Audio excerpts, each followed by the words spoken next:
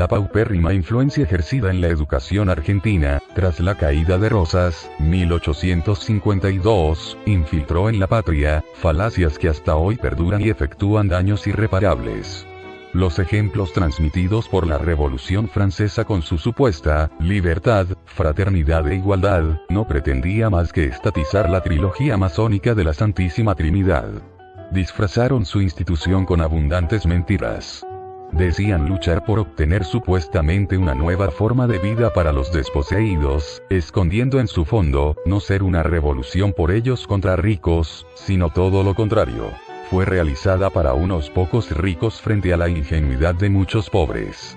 El padre Sáenz, conocedor auténtico de su aplicación y resultado, además de entenderlo un producto judaico-masónico, expone su contenido en una conferencia de 13 magistrales capítulos, los cuales por su extensión transmitiremos uno diariamente.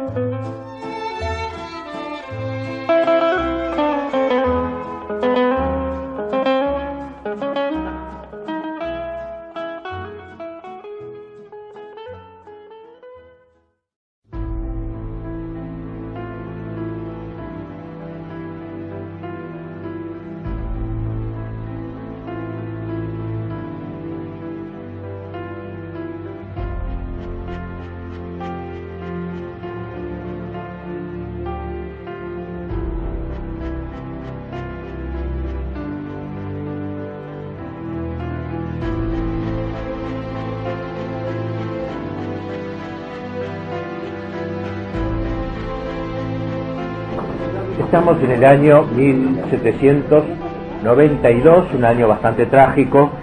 El 19 de junio, el ministro de Gobierno había llevado a la Asamblea la noticia de que el rey negaba la sanción tanto del decreto del 29 de noviembre del año pasado, que hacía obligatorio el juramento a todos los miembros del clero, como el nuevo decreto del 24 de mayo de 1792, donde estamos, que disponía la deportación de todo sacerdote que no jurase.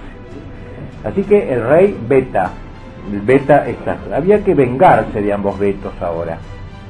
La venganza adecuada no sería sino el destronamiento del rey. La primera reunión, en orden a ello, se llevó a cabo en una taberna del arrabal de San Antonio, no lejos de la Bastilla, ex Bastilla ya destruida, llamado el Sol de Oro, donde se acordó lanzar un ataque a las Tullerías donde vivía la familia real. La señal de la reunión sería una bandera roja, el color de los jacobinos. La idea era asaltar el palacio, apoderarse del rey y finalmente llevarlo preso.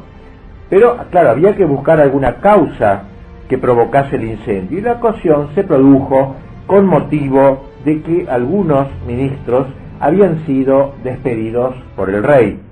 Los agitadores incitaron al pueblo a exigir al rey que los volviera a llamar. Al pueblo no le interesaba nada, pero había que dar motivo y pábulo.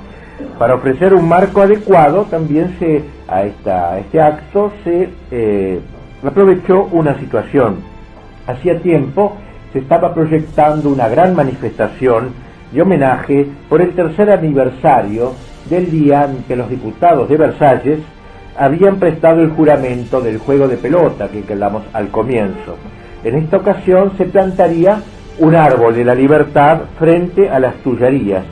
Entonces se buscaba también hacer con esta ocasión que el pueblo en armas pidiera de la Asamblea y del rey, además de la reincorporación de los ministros despedidos, la sanción de un decreto demorado sobre la guardia de soldados de París, pero sobre todo el destierro de los sacerdotes refractarios. Este era el principal motivo, este último. El populacho armado debía dirigirse a las Tullerías para ver al rey, proponerle sus exigencias.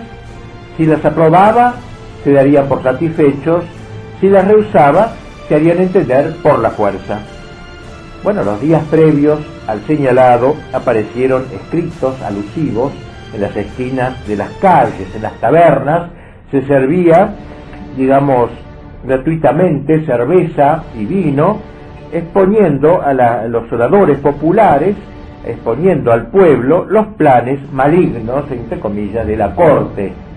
Por las calles corrían varios gritos: afuera el señor Beto, porque él había vetado, él llamaba Monsieur Beto. Los franceses siempre hacen agudas las palabras, no pueden pronunciar Beto. Bueno, Monsieur Beto, Madame Beto era la pobre María Antonieta.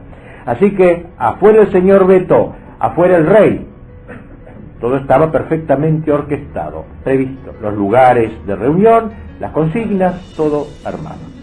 Mientras tanto, en el palacio de la corte, en el palacio, de Tullerías, la corte se preparaba para lo peor, ¿vale? Informado de esta situación. Las Tullerías no eran una fortaleza donde se pudieran refugiar o resistir un asedio prolongado, sino un edificio majestuoso, de tiempos de paz, con grandes ventanales, sin protección especial. Por lo demás, el rey solo contaba con un guardia corps, un grupo de suizos, sobre todo los guardias suizos que fueron los más fieles al rey, pero no contaba con la protección militar, ya que sus adversarios, como hemos hablado, habían hecho lo posible para desarmar al ejército hasta dejarlo inerme.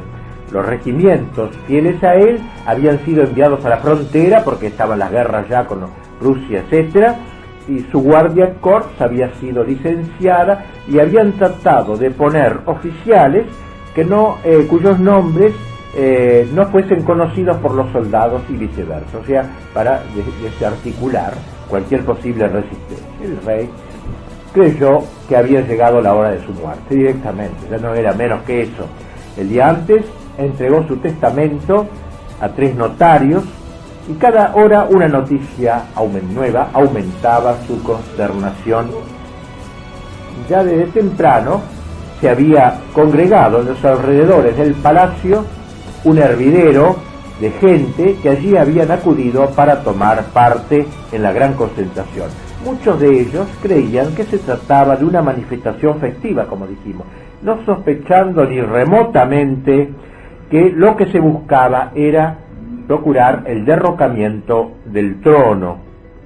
A los curiosos les decían que hoy podrían conocer al señor y a la señora Beto, así como ingresar en las Tullerías para conocer, como quien va a una visita guiada, dicho edificio. Los manifestantes, más advertidos, los que sabían bien de qué se trataba, llevaban toda clase de armas, hachas, bastones, asadas, hoces, palos, lanzas, pistolas, toda clase de armas. Eran estos últimos personas de muy baja extracción, con preponderancia de vagabundos, rateros, algunos sacados de la cárcel y prostitutas, rameras también. Bien, los manifestantes primero se dirigieron a la asamblea, que estaba cerquita del Palacio de las Tullerías. Un grupo logró penetrar violentamente en la sala por una puerta lateral. Alguien leyó la siguiente petición: el pueblo francés apela al artículo 2 de los derechos del hombre, que expresa la facultad de resistencia contra la opresión. La hora ha llegado, la sangre correrá, pero reverdecerá el árbol de la libertad. Ese lenguaje barroco, tan amado en aquel tiempo. El mensaje era interrumpido a cada frase por los aplausos de la izquierda. El presidente de la asamblea declaró que estaba dispuesto a secundarlo y defendiendo la libertad hasta la muerte. Entonces, estos delegados salieron de la sala para comunicar la respuesta a la multitud. Los tambores redoblaron, se abrió la puerta principal, entró en el recinto una multitud en masa, mientras una banda tocaba el famoso Sa Ira, que era un canto de combate, de que hemos hablado. Durante 3 horas, cantando, bailando, pasaron por la sala no menos de 60.000 hombres, una gran manifestación, mujeres, niños, muchos de ellos borrachos, semidesnudos, también rameras lujosamente adornadas. Algunos llevaban armas de toda clase, y lo que solicitaban, sin saberlo del todo, era, sin duda, en el fondo, la persecución a los sacerdotes fieles a su deber. Por el veto era justamente que el rey había vetado dicha persecución. Así que había que quitar el veto, largar la persecución. Ahora había que ir al palacio del rey. Se encontraba allí un grupito de nobles, poquitos, unos 200, quienes al enterarse del peligro en que se encontraba el rey, habían acudido al palacio para luchar. Pero, como dice un historiador, con la costumbre de hacer las cosas a medias, es decir, no realmente dispuesto a luchar o morir, no. Bueno, temiendo el rey que se repitiera lo acontecido en Versalles, rogó a los nobles, por favor, que se retiren de los grandes salones y luego que se retirasen enteramente del palacio. Mientras tanto, un grupo de manifestantes que intentó penetrar fue rechazado. Entonces la multitud que iba a lo largo del Sena se dirigió y llegó a las puertas del jardín. Había allí 4.000 hombres de la milicia, pero curiosamente no opusieron resistencia alguna, estaban comprados probablemente o comprometidos ya. Si se llegan a abrir las puertas hay que derribarlas a cañonazos, gritó uno de los asediantes. Alguien corrió el cerrojo, las puertas se abrieron, entró la masa, llenó el patio como tomando el palacio por asalto. El rey, quien se encontraba con 3 ministros en la sala de deliberaciones, al oír los gritos de victoria de los atacantes, se preparó a morir. Un oficial le dijo que su salvación dependía que se mostrase al pueblo, porque siempre, claro, concitaba alguna simpatía, si no el pueblo no hubiera estado incentivado. El rey consintió, ordenó abrir las puertas, la multitud se precipitó. ¿Qué queréis?, gritó el rey, soy vuestro rey y siempre he sido fiel a la Constitución, como diciendo, no soy enemigo de la revolución. A lo que ellos contestaron, revelando la verdadera razón de la asonada: abajo el veto, a diablo el veto, al diablo el veto. O sea, ese era el motivo principal. Luego varios se lanzaron contra el rey. El primero que lo hizo se largó con un palo con una larga hoja de espada en la punta y lo pudieron parar con dificultad. Tras él se tiró un borracho picado de viruela, profiriendo los más torpes insultos. Y enseguida, en la punta de una vara, le mostraron al rey un gorro frigio, y un hombre se lo puso en la cabeza. La turba aplaudió. La cabeza ungida llevaba ahora el símbolo de la revolución. Algunos de los que estaban afuera trepaban por la ventana y gritaban: ¡ya lo han matado! ¡Ya está listo! ¡Échenos las cabezas! La multitud exclamó: ¡viva la nación! El rey debió repetir la frase: ¡viva la nación! Si estás pues por la nación, bebe a su salud, le gritó un hombre. Pueblo de París, bebo a tu salud y a la de la nación francesa. Un clamor de júbilo y enseguida se dirigieron a la sala contigua donde estaba la reina. Una serie de humillaciones, obviamente. La pobre María Antonieta tuvo que arrostrar una situación semejante a la de su marido. El rey la había dejado en otra sala, más interior, con sus hijos y algunos más, para atraer hacia sí las turbas invasoras y lograr que ella quedara a salvo. Ella no le gustó nada. Déjenme ir al rey, gritaba, quiero estar con él, quiero morir con él, y es preciso defendiéndole. Pero le rogaron que cumpliera la voluntad de su esposo y que permitiese que algunos granaderos cerrasen la puerta con llave. La reina reclinó sobre su pecho la cabeza de su hija de 14 años, una niña llena de belleza. En la mesa, delante de ella, estaba sentado el delfín de 7 años. Los asediantes recurrieron a sus hachas para romper la puerta y tras entrar, uno de ellos alargó a la reina el gorro frigio también. Si amas a la nación, póntelo a tu hijo. La reina así lo hizo. El niño sonrió, sin entender bien lo que pasaba.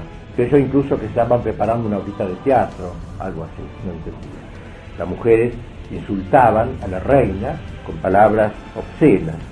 Lentamente las salas se fueron vaciando luego de esta, y Luis pudo juntarse con su mujer y sus hijos. Un encuentro muy conmovedor. El rey, mirando por casualidad un espejo, advirtió que todavía llevaba en su cabeza el gorro frigio, lo tiró al suelo con asco y dijo a la reina: ah, madame, ¿por qué os saqué de vuestro bello país para haceros tomar parte en la afrenta de una jornada tal?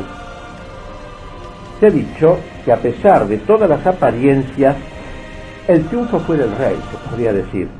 en este sentido, no pudieron obtener de él ninguna promesa, ningún indicio de que retiraría el veto, que este era el asunto, de los 2 decretos contra el clero. Luis XVI mantuvo el poder prácticamente solo, delante de todo un pueblo dispuesto a matarlo.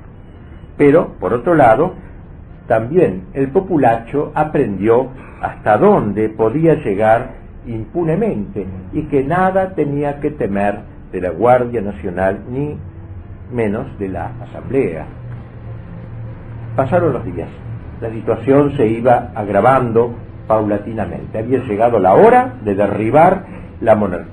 Y así, la noche entre el 9 y el 10 de agosto, las campanas de la ciudad tocaron el rebato. Era la señal de que había que ponerse en marcha para invadir ahora las Tullerías ya de manera terminada. El alma de los atacantes era Danton. Avanzaba resueltos a no dejar piedra sobre piedra en el palacio.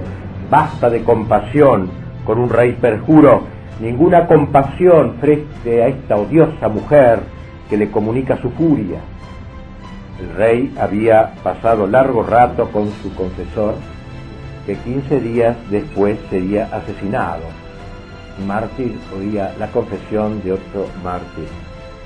En los ojos de la reina se veían las huellas de tantas lágrimas, lágrimas de esposa y de madre. Se ha dicho que si en esas circunstancias hubiese ella sido el rey, las cosas habrían sucedido de muy diversa manera. No en vano tenía ella el temple heroico de su madre, María Teresa. Pero en el palacio no estaban resueltos a entablar la lucha.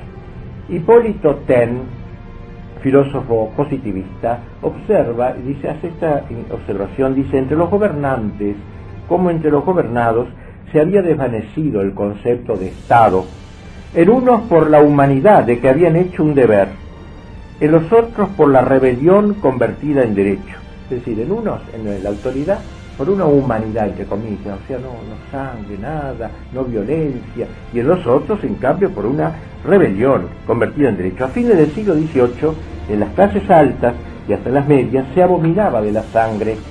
La suavidad de las costumbres y las fantasías idílicas habían quebrantado la voluntad de luchar.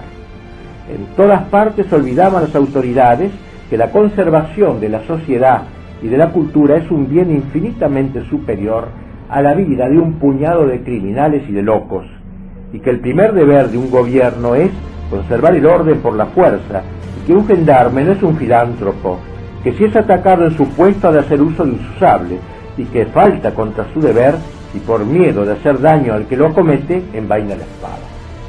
Pero esto hoy nos parece, esta era la mentalidad de aquel tiempo, russoñano, del hombre bueno, etcétera, todo eso, ¿no? Bueno, entre tanto llegó la mañana del día 10 de agosto. Madame Isabel, la hermana del rey, tan virtuosa Elizabeth, llamó la atención de la reina sobre la belleza del amanecer visible desde la ventana. Sería la última vez que le sería posible contemplar ese espectáculo.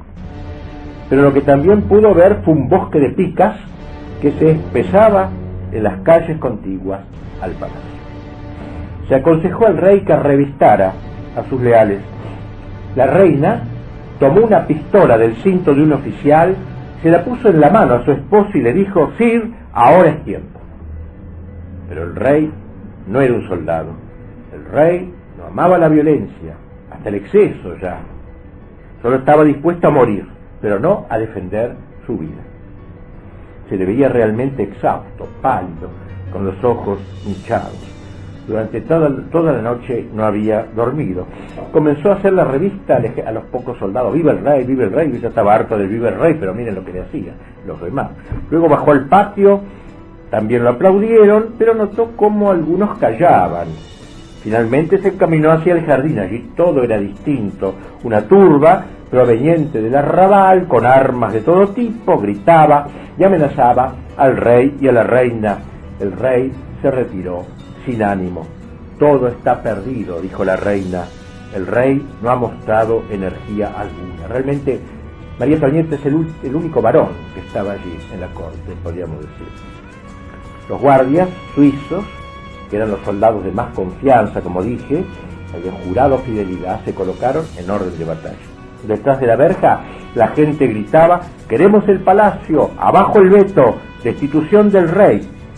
Uno de los asistentes le dijo a Luis: «Su Majestad no tiene ya 5 minutos que perder. No hay seguridad sino en la Asamblea Nacional. Es decir, vaya ahora a la Asamblea», ¿no?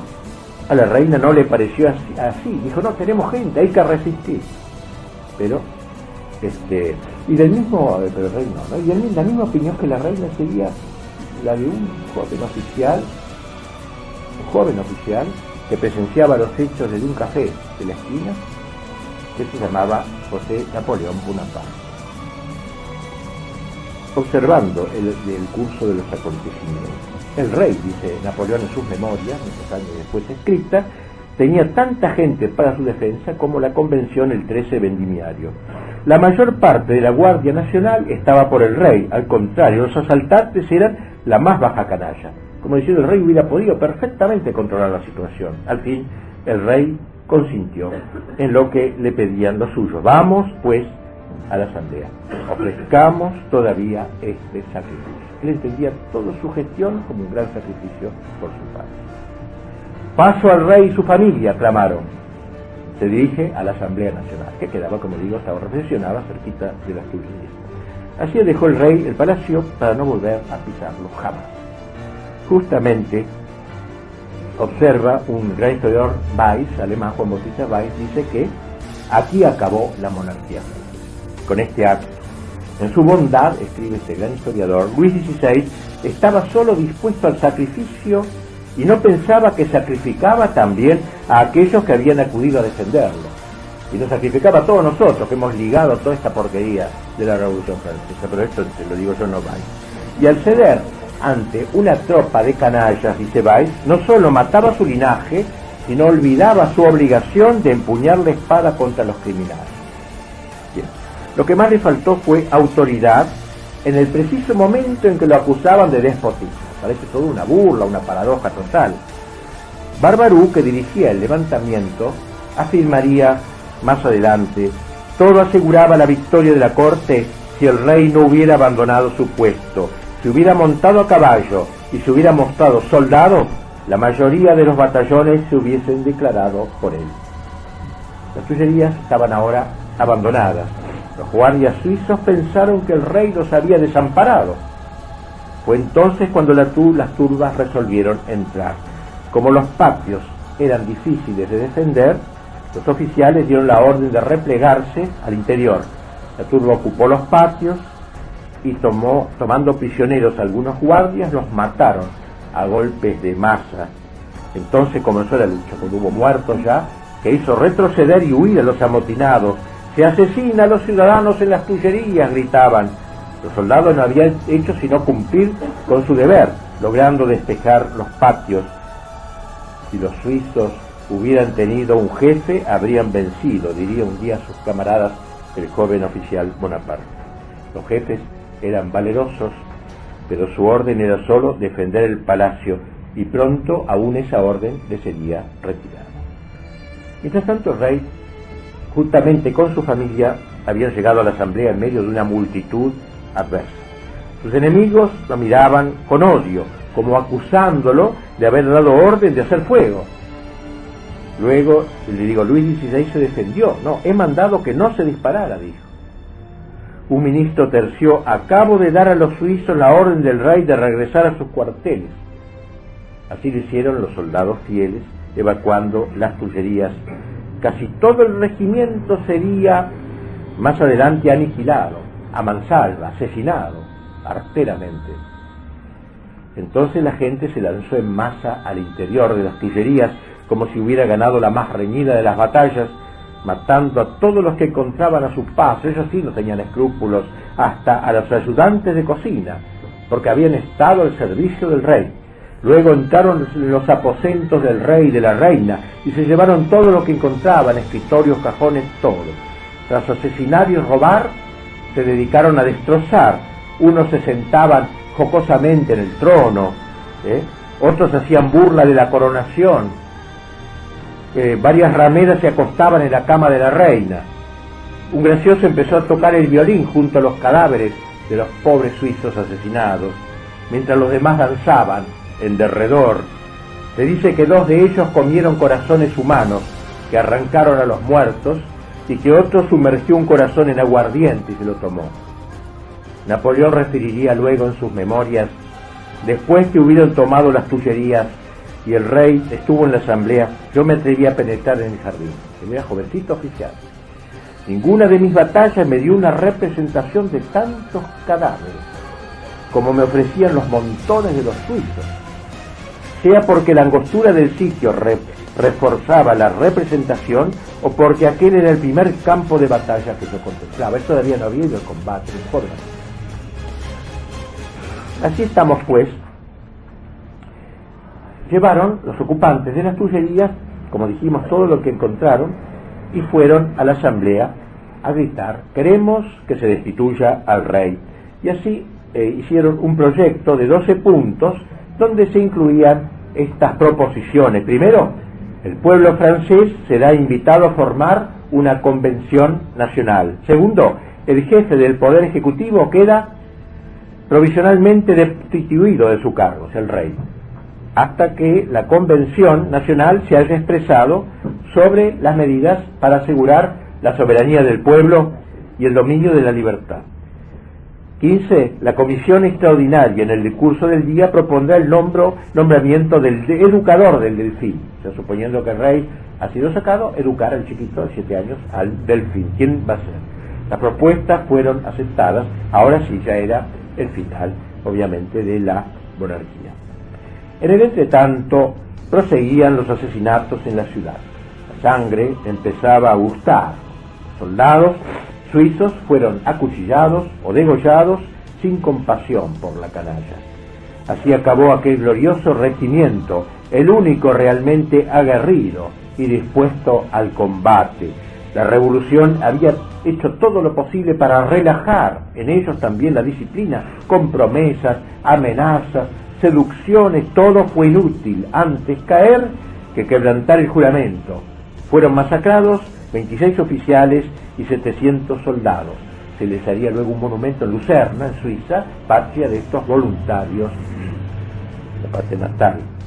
Bien, ahora, la Comuna de París, que era un peores todavía que la Asamblea, se apoderaron del poder y nombraron allí los mejores patriotas, como se decía.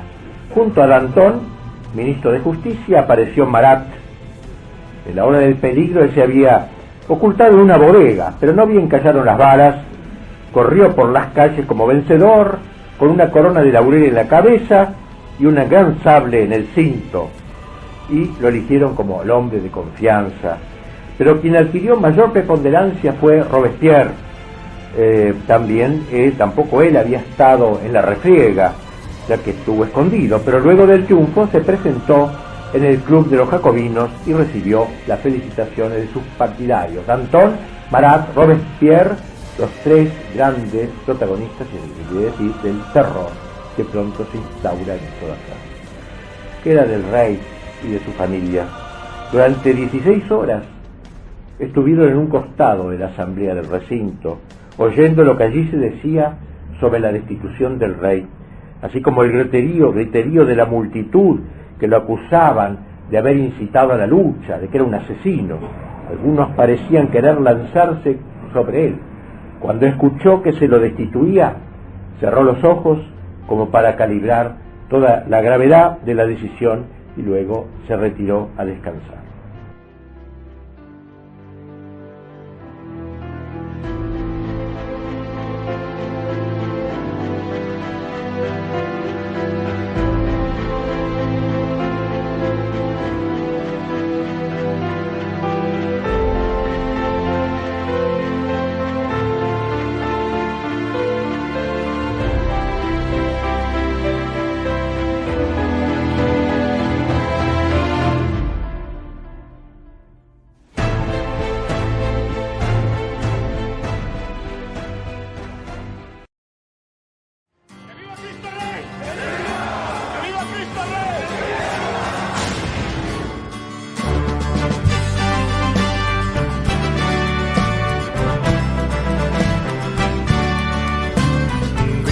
de guerra se escucha en la paz de la tierra y en todo lugar.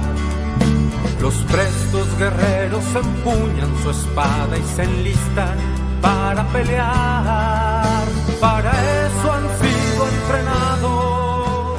Defenderán la verdad. El objetivo que diera origen a la puesta en marcha de este blog radio, que llamamos Quijote Siglo XXI, es intentar restaurar la patria, sobre los mismos cimientos que señalaron sus padres fundadores. La religión católica, apostólica y romana y el orden natural, disponiendo con todos sus componentes defenderla por siempre.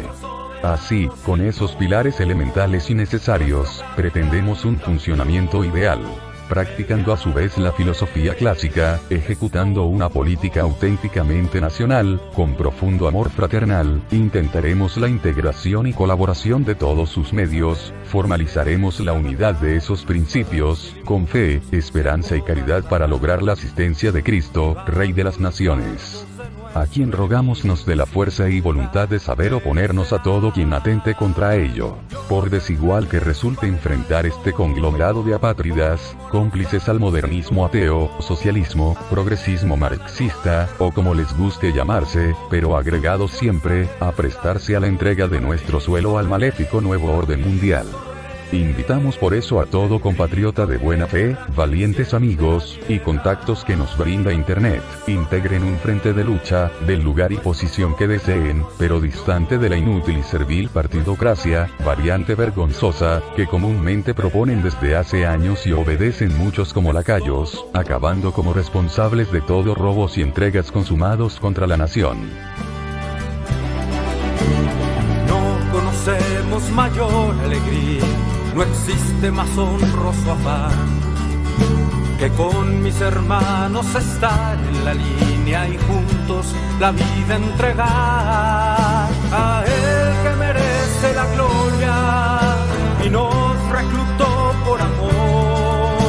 Ante la rodilla se dobla y se postra el corazón. Viva Cristo Rey, viva Cristo Rey.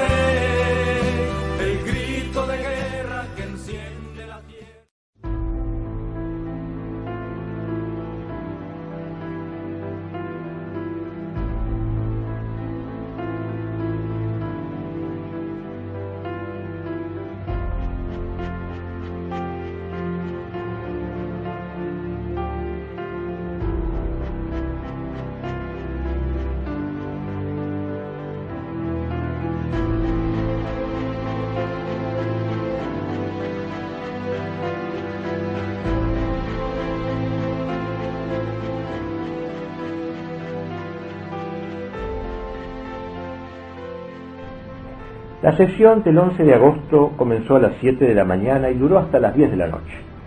La familia real estuvo de nuevo presente en la sala, fue llevada a la sala. Allí se consideró al rey como causante de todos los males de Francia, y luego se dispuso que él y su familia fuesen trasladados prisioneros al temple del antiguo castillo de la Orden de los Templarios. El trayecto se efectuó con extrema lentitud, para que se gozase la humillación del rey. Las calles estaban abarrotadas de gente que gritaba «¡Abajo el tirano!». En la gran sala del castillo se encontraban para presenciar su llegada todos los miembros de la nueva comuna, que era peor todavía que la asamblea. Ninguno de ellos se quitó el sombrero al entrar el rey. Uno tras otro lo trataron de tú, no lo trataron más de tú, lo tutearon. Fue por orden de esta comuna que se colocaría la guillotina en la plaza del Carrusel, frente precisamente de las Tullerías, desde donde decían había partido el ataque a la soberanía del pueblo. El 26 de agosto se aprobó el decreto que el rey había frenado con el veto. Esto era el objetivo. Todos los sacerdotes que no hubieran prestado el juramento conforme a la ley, o que después de prestarlo lo hubiesen retractado y persistieran en su negativa, estaban obligados a salir dentro de 8 días de su departamento y dentro de 15 días de Francia. La caída de la monarquía, más allá de ser un hecho político, tuvo como consecuencia inmediata el recrudecimiento de la persecución contra los sacerdotes refractarios. Pocos días después, el 2 de septiembre, 3 obispos eran asesinados, un centenar de sacerdotes asesinados en las prisiones de los antiguos carmelitas por haberse negado a jurar aquella orden. Mientras el rey se encontraba recluido en el Temple, las prisiones de París estaban llenas de sacerdotes no conformistas. Ya se habían asesinado sacerdotes en diversas ocasiones, pero ahora en el mes de septiembre fue una masacre, una verdadera masacre. Asimismo cayeron muchas víctimas civiles. Era el tiempo en que los aliados invadían el territorio francés y que se juntaban voluntarios para ir al combate, y con ese motivo se hizo correr el rumor de que los presos estaban en complicidad con los aliados. Justamente fue el 2 de septiembre cuando inauguró Danton el régimen del terror, que se prolongaría durante todo un mes, pero que luego seguiría más adelante. En la primera etapa del terror, del 2 al 7 de septiembre cayeron unas 12.000 cabezas, 5 días, así eso, la cosa iba rápido. Entre ellos unos 400 sacerdotes y unos 3.000 sospechosos, como se llamaba, a cualquier tipo sobre el cual cayese una duda de que pudiera tener relación con alguno. Retengamos algunos casos. El episodio de la princesa Lamballe. Era una íntima amiga de María Antonieta, caso horripilante. La princesa acompañaba voluntariamente a la reina en la prisión del Temple, se ofreció, pobre, era tan amiga, era una mujer extraordinaria, joven, llena de belleza. La princesa de Lamballe, escribe su biógrafo, es, después de Madame Isabel, la hermana del rey, la más gloriosa y pura entre las víctimas radiantes que acompañaron a María Antonieta con la palma del martirio en la mano. Era modelo del amor filial, de virtud conjugal y de lealtad heroica. Murió por su familia, murió porque no quiso abandonar a la reina ni maldecir al rey. ¿Quién eres?, le preguntó el verdugo. María Luisa, príncipe de Saboya, princesa de Saboya. ¿Tu empleo? Camarera mayor de la reina. ¿Tuviste conocimiento de la conjuración de la corte el 10 de agosto? No sé que el 10 de agosto haya habido conjuración alguna. ¿Jamás odiaste al rey? Jamás. Entonces la arrojaron al suelo, la remataron con picas y sables, luego la desnudaron, la mutilaron. Uno de aquellos monstruos se comió su corazón, aún palpitante, que arrancó en ese momento de ella, y dijo que fue el plato más exquisito que había comido en su vida. La cabeza fue primero colocada como espectáculo en la mesa de una taberna y se brindó por su muerte. Luego la pusieron sobre una pica y la llevaron por las calles donde se encontraban las casas de familia que la habían conocido. Entonces alguno tuvo una ocurrencia, y si la mostramos, si la llevamos al pie del Temple para que la vea María Antonieta, y así lo hicieron. Entonces cuando llegaron ahí, el rey fue invitado a mostrarse al pueblo. Cuando se asomó, vio la cabeza que miró con horror de aquella gran mujer. En la cárcel llamada de la Abadía, un antiguo convento convertido en prisión militar, la hazaña fue feroz. Algunos sacerdotes allí presentes le preguntaron: ¿ustedes han prestado el juramento? Y le dijeron: obedeceremos las leyes de ustedes, obedecemos las leyes de ustedes, excepto las que hieren nuestra religión y nuestra conciencia. Inmediatamente fueron allí mismo asesinados, y los verdugos comenzaron a bailar en torno a las víctimas. En el patio de la abadía corría la sangre como en un matadero, una carnicería, se dice. Allí se colocaron bancos para los señores y damas que desearan ser espectadores de estos crímenes. Al acabar en la abadía dijeron: aquí ya no hay más que hacer, vamos ahora a los Carmelitas, otro convento abandonado, por ellos ocupado. Allí se realizó la mayor masacre de sacerdotes. Desde la sacristía en la que se instalaron los improvisados jueces, tras una mesa, un pasillo conducía al jardín del convento. Los sacerdotes fueron pasando uno tras otro. ¿Cuál es tu nombre? ¿Has jurado? Eran las dos únicas preguntas. Los que no habían jurado y se negaban a hacerlo, todos menos 9 fueron asesinados según iban saliendo por la puerta. ¡Pum! Ahí nomás lo liquidaban. Quedaba claro que morían por negarse a prestar el juramento. y escenas semejantes se repitieron en varias ciudades del interior de Francia. Tras terminar su trabajo en los carmelitas, volvieron otra vez a la abadía. Ahí todavía queda una casa con Z, por hacer, dijeron. Llegaron allí llenos de sangre, de polvo, todo manchado, las camisas sangrientas. Se trataba de un nuevo simulacro de juicio del pueblo, esta vez a un grupo de suizos, supérstices, que habían quedado, y luego a 25 guardias del rey. A ellos ni siquiera se les preguntó el nombre, se los asesinó sin más trámite. Un caso portentoso fue el de Sombreuil, allí detenido, que había sido gobernador de los Inválidos, un gran edificio de París se llamaba Los Inválidos. Para mejor atenderlo, su hija se había instalado en la cárcel y con él se presentó al juicio a ver si lo salvaba su papá. Al ver las bayonetas y las picas y la cara de fascineroso de esos tipos, se arrojó al cuello de su padre y pidió gracia. Los verdugos consintieron, curiosamente, en conceder a la hija la vida de su padre, pero ¿a qué precio? Llenaron un vaso con sangre humana y se lo dieron. Bebe, sangre de aristócrata, le dijeron.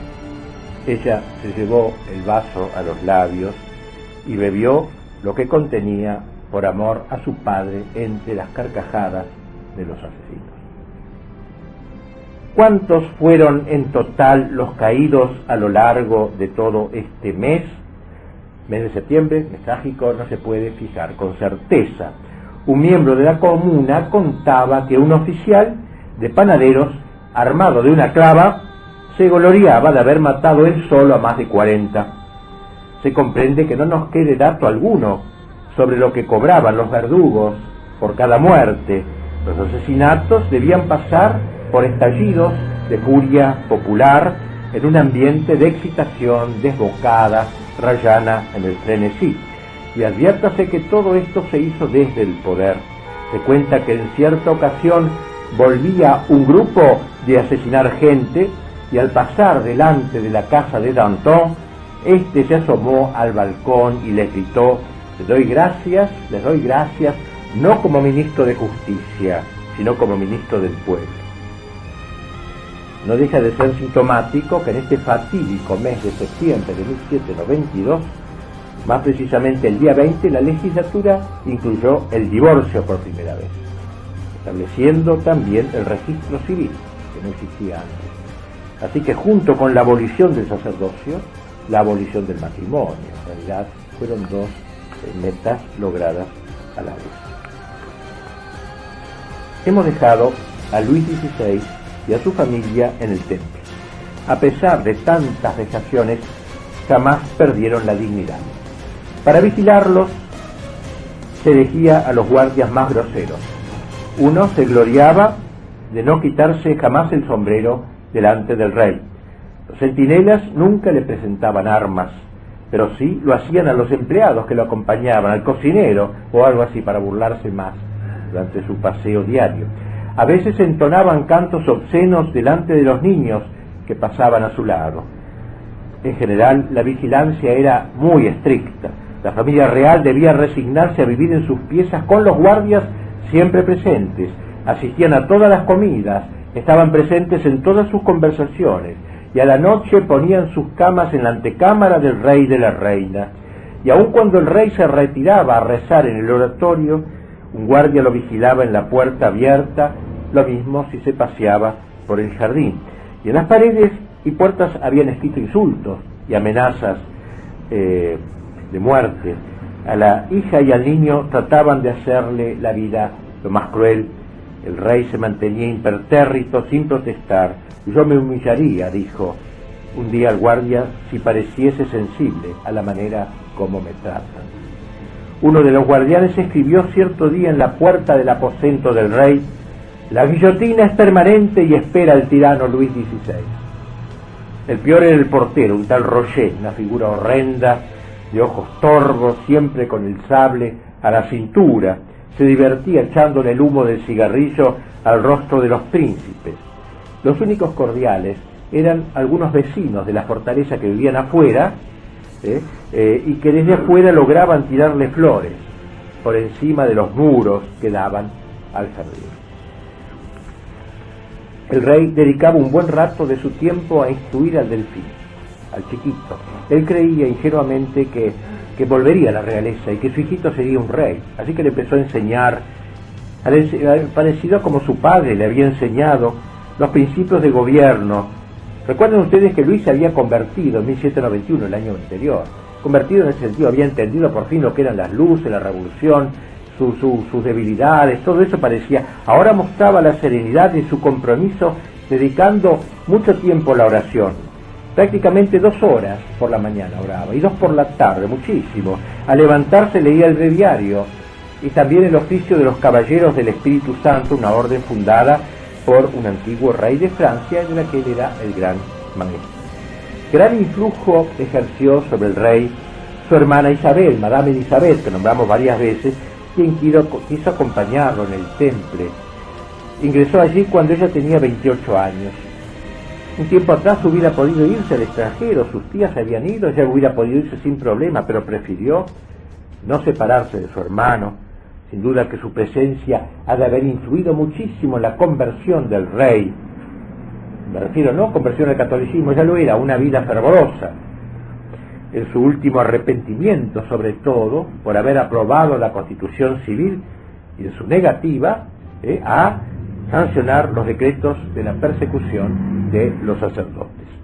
El 21 de septiembre, un empleado municipal, acompañado de gendarmes y una multitud vocinglera, se puso al pie de la torre y desde allí leyó a los gritos el decreto de la supresión de la monarquía y el establecimiento de la república. Qué manera, ¿no? Desde fuera a los gritos. El monarca, el rostro del rey, que en esos momentos estaba leyendo en el jardín, no se inmutó. Días más adelante le comunicaron el acuerdo de la convención para quitarle todas las condecoraciones y órdenes que tenía en su poder, incluido el toisón de oro. El 29 de septiembre, 6 empleados entraron en el cuarto donde estaba la familia real. Uno de ellos leyó la decisión del Consejo Comunal de quitarles el papel, la tinta, plumas, lápices y hasta los papeles escritos que tuvieran en los bolsillos, en sus cuartos y en los del personal. Un rato después volvieron para comunicar al rey otro mandato de la comuna que disponía su traslado a la gran torre que estaba en la otra parte del castillo, separándolo así de su familia. Esto último sí que les dolió a todos. Yo seguía al rey a su nueva cárcel, contaría un servidor fiel luego. Su aposento todavía no estaba dispuesto, solo había en él una cama, pero ningún mueble, el hedor era intolerable. Gustaban los guardias hacerle toda clase de burlas.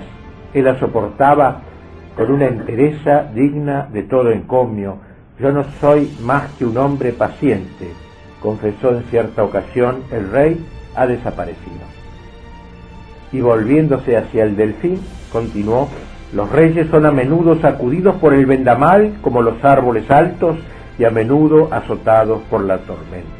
Al ver que la reina no podía contener las lágrimas, le dijo: nuestros ojos no se nos han dado para llorar nuestra propia infelicidad, sino para mirar al cielo, de donde fluye la fuente de todo consuelo y desde donde podemos solamente esperar esto.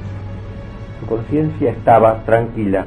Oh, no son las crueldades que me echan en cara, decía, lo que me duele, sino el ver tan preocupado contra mí a un pueblo que siempre amé.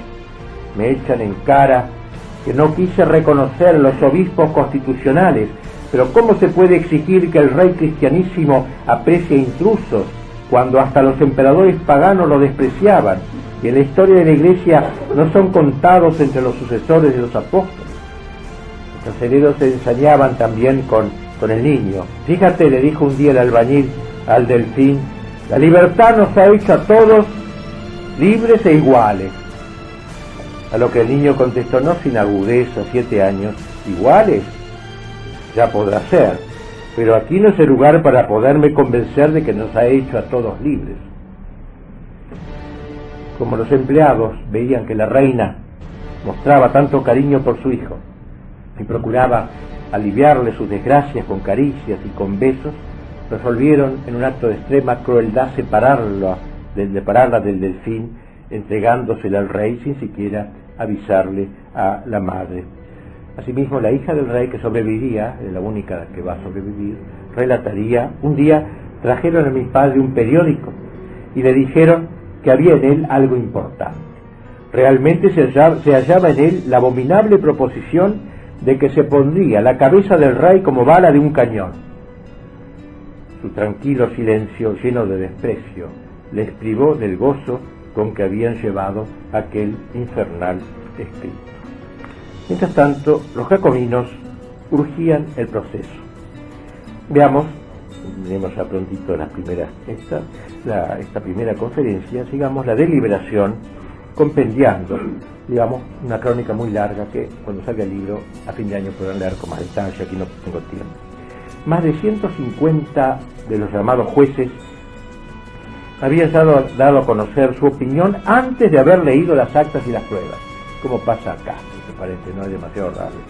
Algunos, pocos por cierto, tuvieron el coraje de pronunciarse en favor del rey, como por ejemplo Jacques Chevalier, diputado de la Sarthe, que dijo: yo he jurado fidelidad al rey, no puedo ser perjuro, se me ha obligado a hacer el juramento que yo dije, juro ser fiel a la nación, a la ley y al rey.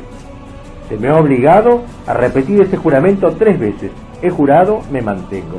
Pero esto era una excepción, la mayor parte se pronunció en contra. Entre otros, Saint-Just, que moría también poquito tiempo después en la guillotina, pero por el momento estaba arriba. Un día se asombrarán los hombres, dijo, de que a Luis lo hayamos juzgado como a un ciudadano. En el tiempo del César estaban mucho más adelantados. El tirano fue sacrificado en pleno Senado, sin otras formalidades que 22 puñaladas. Hoy, al contrario, se forma con gran respeto el proceso a un hombre que era el asesino de su pueblo. El argumento de que la persona del rey era inviolable, invocado por un diputado de la Vendée, a ese argumento Saint-Just opuso el principio de la inviolabilidad de la voluntad general. Solo ella era inviolable, y no porque en ella reside la soberanía y no en el rey, y por tanto la inviolabilidad. Fouché, otro de los canallas que allí estaba, trató de que se perdonase al rey, pero sin estar dispuesto a perder por ello su popularidad como hombre liberal. Dijo: ha merecido más que la muerte. La eterna justicia condena a los tiranos derribados al largo tormento de vivir en medio de un pueblo libre. Por tanto, dejemos vivir a este delincuente que fue rey.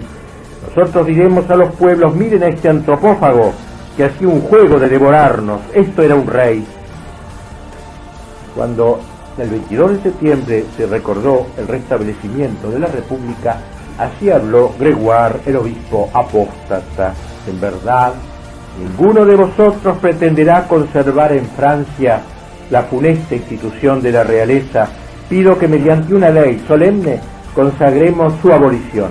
¿Para qué discutir? Los reyes son en el orden moral lo que los monstruos en el orden físico. La historia de los reyes es el martirologio de las naciones.